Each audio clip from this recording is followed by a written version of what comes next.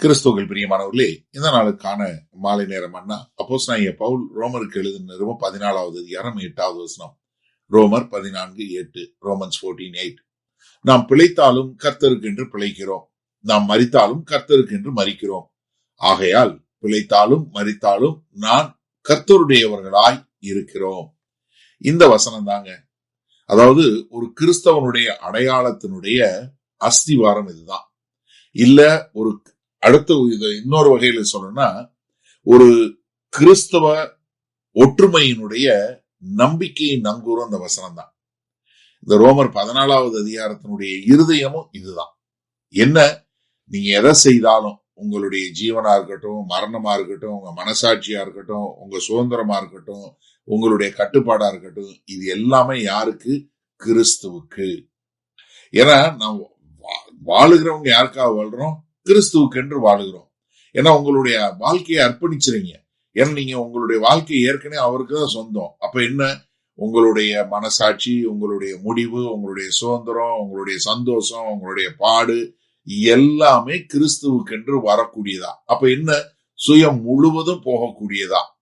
அப்ப இத ரொம்ப தெளிவா புரிஞ்சுக்கிறோம். அதனாலதான் பிலிப்பியர் 1:21 அப்போஸ்தலனாகிய பவுல் சொன்னாரு, என்ன, கிறிஸ்து எனக்கு ஜீவன், சாவு எனக்கு ஆதாயம்.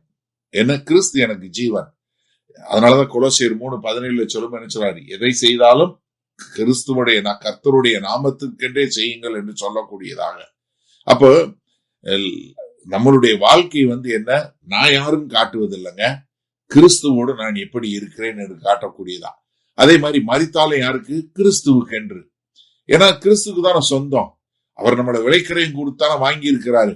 ஏன்னா மரணம் என்ன பண்ணாது? நம்மளை கிறிஸ்துவ விட்டு பிரிக்காது, கிறிஸ்துவுக்கு நமக்கான உறவை முறிக்காது. மரணம் என்ன கொண்டு போகுது? நம்மளை கொண்டு போய் அவர்கிட்ட போய் சேர்க்க போகுது. அதனாலதான் நம்ம என்ன, மரண சருவாயில இருக்கும்போது நம்ம சந்தோஷத்தோட இருக்கிறோம், சமாதானத்தோட இருக்கிறோம், நம்பிக்கையோட இருக்கிறோம், கர்த்தரை ஆராதிக்க கூடியவங்களா இருக்கிறோம். ஏன்னா மரணம் என்ன பண்ணுது? நம்மளை கொண்டு போய் கர்த்தரை கொண்டு போய் சேர்க்க போகுது. நம்ம வீட்டுக்கு போய் சேர்க்கிறோம். அதானே இது 1 தெசலோனிக்கர் 5:10 என்ன சொல்றாரு? நம்ம விழித்திருந்தாலும் நித்திரை அடைஞ்சாலும் நம்ம அவரோட இருக்கிறோம் என்று சொல்லக்கூடியதாக. அதனால என்ன சொல்றாரு? ஆகையால் பிழைத்தாலும் மரித்தாலும் நம்ம கர்த்தருடையவர்களாக இருக்கிறோம். அப்ப நீங்க என்ன செய்தாலும் சரி, நீங்க கர்த்தருடையவங்களா இருக்கிறீங்க. அப்ப இதுல நமக்குள்ள என்ன வரக்கூடாது? எந்த ஒரு பிரிவினையும் வரக்கூடாது. நமக்குள்ள எந்த விதமான ஒரு நியாய தீர்ப்பு வரக்கூடாது.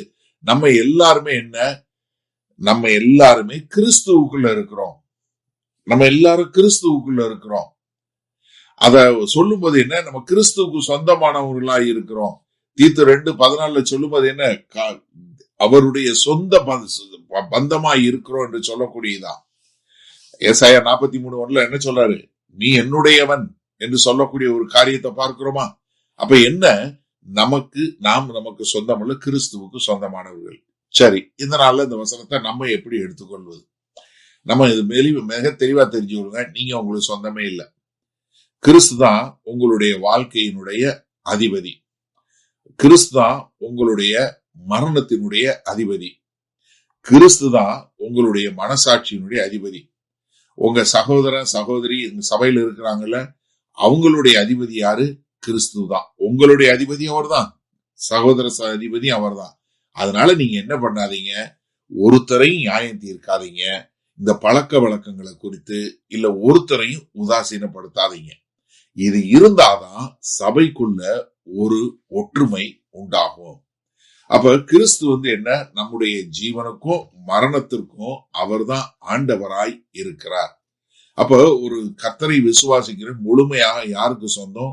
கர்த்தராகி இயேசு கிறிஸ்துக்கு சொந்தம். அப்போ ஒரு மனசாட்சியின்படி எடுக்கக்கூடிய முடிவு எதுல எடுக்கணும்? கிறிஸ்துவுக்குள்ள எடுக்கப்படணும். அப்படி எடுக்கும் போது அது என்னவா இருக்கும்? நம்ம எல்லாம் ஒரே அடையாளத்துல இருக்கிறோம். அதனால நம்ம என்ன பண்ணுவோம்? ஒரு ஒற்றுமையாக இருப்போம்.